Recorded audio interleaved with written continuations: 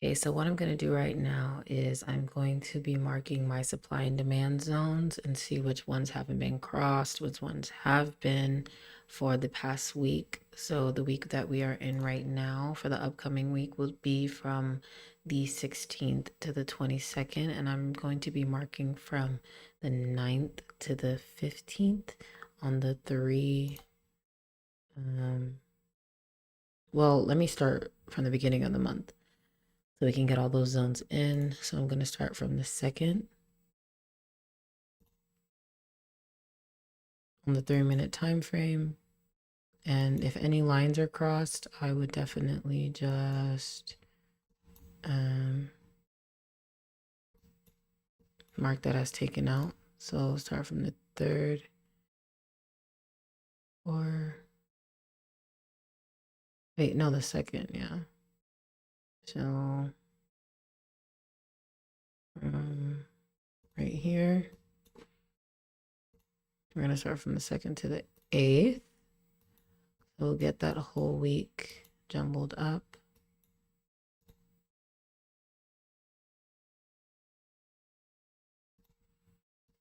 And then monitor from the 9th to the 15th, which is right here. This should be fine. So I'm trying to see which zones were essentially taken out. It looks like there was a range from, price was ranging from here to here in previous months. Sorry if you hear a lot of clicking, but price was ranging. This was the highest that price went.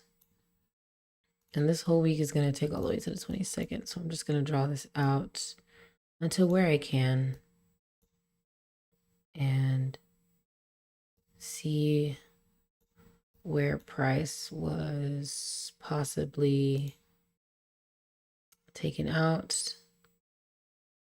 Well, I'm really just capturing the highs and lows so that I know where to chart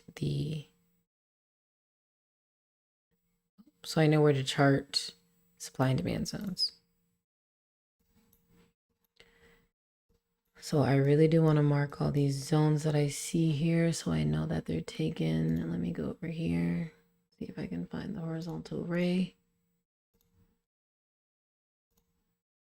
See if these are taken out. Let me change this color to pink. So if I'm putting these levels to see if they've been taken out so that I know what to chart. Okay, so these bottoms haven't been taken out.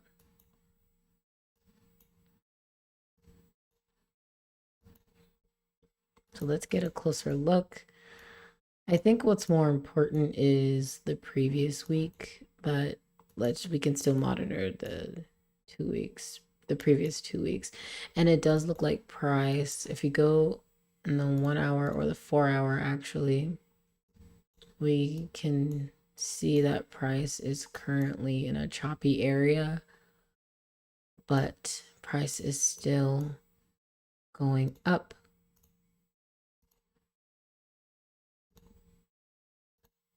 Price is still heading to the upside. Just right now, it's in a choppy area.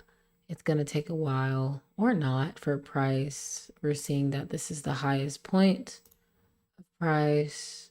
So this is also an area that we can mark as, you know, looking at it for the future. Let me end it right there. So let's get back into the 3-minute. So for the 3-minute, I'm marking up 3-minute supply and demand zones to see if they've been taken out. So you know what? I think I'm just gonna monitor the previous week, which was from the 9th to the... So here, we're gonna mark these out and we're gonna see which ones have been taken out. So this whole level, around here has been taken out. So I would not be looking for demand zones in this moment. I think more likely I'll be looking for, sorry, I won't be looking for supply zones because price has been, this whole area has been invalidated, even if I, or this whole area has been validated, even if I wanted to find supply zones there. So, as well as this area, all of these. So, I'm going to be looking at price action for demand zones, I would say. Or am I speaking? I think I'm saying that oppositely. I'll be looking for supply zones because the demand zones have been invalidated. So we're going to, let me exit this out. I'm going to be looking for some demand zones here. Oh my gosh, or do I mean supply zones? Guys, I mean supply zones. I'm literally so confused. So I will be looking for demand zones. We're looking for, no, supply zones going to the downside. Oh my gosh. Because if I was looking for demand zones going to the upside, it would have been invalidated by this area right here. So the area that I have to be monitoring right now is this area. And we're gonna see if there are any zones that haven't been invalidated past this area at the bottom. So we have this zone over here, this zone over here, and then yeah, that's basically it. This zone hasn't been invalidated, and then this zone as well. So because these zones are like this, if you go to the 5-minute, you can see that price is still going on an upward trend. Okay, I hope this is not confusing, but you can still see that price is still going on an upward trend. So let me delete that. So because we have this zone, this zone, this zone, and this zone that hasn't been knocked out, we are going to be looking for those demand zones. Demand zones, guys. We're looking for demand zones. Or demand zones for in the 3-minute. So let me erase all these. Sorry, I know it's like I'm like all over the place. It's like my first webinar, sort of. So go to the 3-minute. We'll be looking for the 3-minute or maybe 5-minute, but 3-minute demand zones. Oh my gosh. So we've got one. Let's see if we can find any. Sorry, I'm like I feel like I'm confusing. Wait, let me remove this watermark. Jeez, that's annoying. So some demand zones. So we can start from here to see if we can find any strong demand zones. Technically, this can be considered a really strong demand zone because it's going to the upside and it comes down here and retests this area. So I would, let me delete this. I would consider this a demand zone. If price can just touch it, because it's wicking, so I could honestly just put it right here as a demand zone, but give it space, obviously. How can let me do 1 hour so that I can spread it across.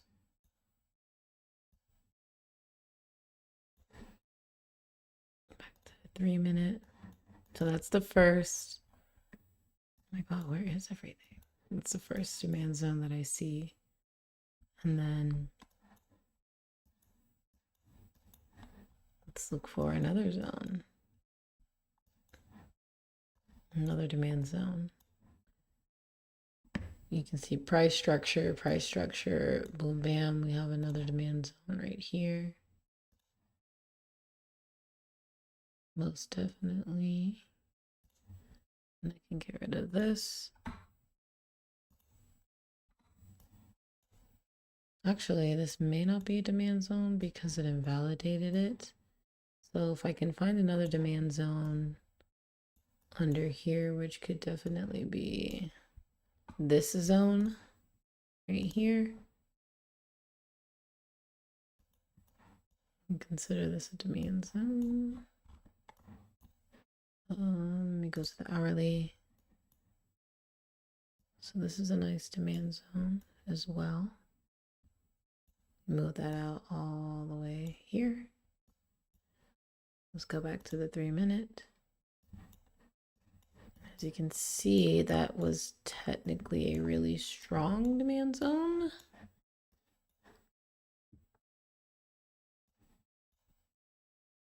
So we're going to look for another demand zone that's going to the upside, since today is the 15th, but this is a demand zone to the upside. And yeah, that's basically what I'm charting. Only charting the demand zones. I'm not entirely sure if I want to chart the supply zones because I have a bias of price going to the upside. And there's been strong rejection. Price looks very weak in this area. There's not much market structure. It's definitely, I would probably wouldn't even trade for price between here and here because it's ranging. But you can definitely still make some moves, but it's the structure here is not ideal to trade in. So I would still just be looking for entries, more entries to the upside as price opens, as the market opens. I'll be looking for some for some demand zones. Right now, obviously price is in a standstill, but yeah, we'll see how this goes in our trade recap tomorrow. That's just basically it. Yeah, those are my points for today for MNQ. We have pretty literally, like, do you see that? This is consolidating ridiculously. But there is a strong rejection at this point right here, I'd say. And at these points right here, strong rejection. There's a lot of fake outs right here. And then I would also keep tabs of this fake out. So yeah, these are literally all the lines that I would look for. I would definitely be looking out for these points right here. All these zones. These zones. If these zones are taken out, I will be going in for. If these zones are taken out, I will be going in for sells. But currently, because it's obviously prices consolidating at the moment, but there's an overall direction to the upside, I would definitely trade to the upside currently. So let me mark these levels and jot these down correctly.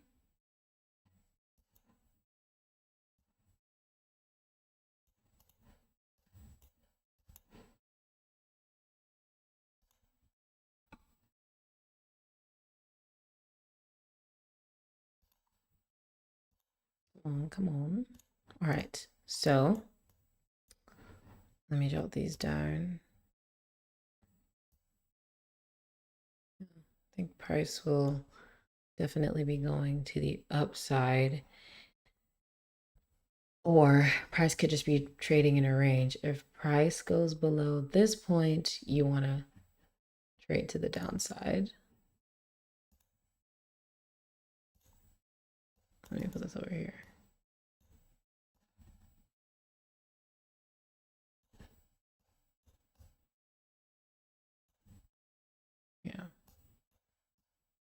Don't I have like a call out thingy here? It's like a price thing. Yeah, like a call out. So if price breaks below this point, because this has been strong, let's say price breaks below 21676. So sell below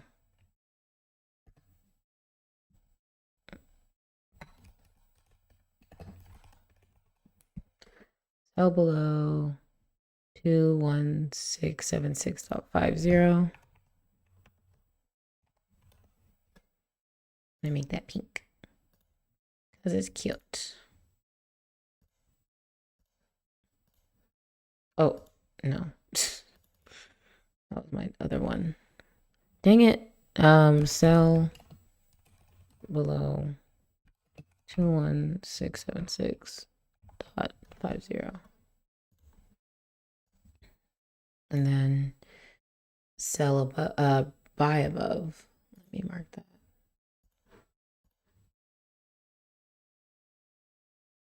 I mean, buy above it, yeah. Where can I put that? Still in the same area. Buy above 21683.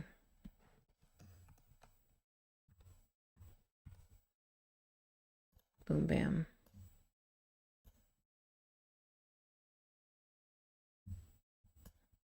Oh, move this to the call out.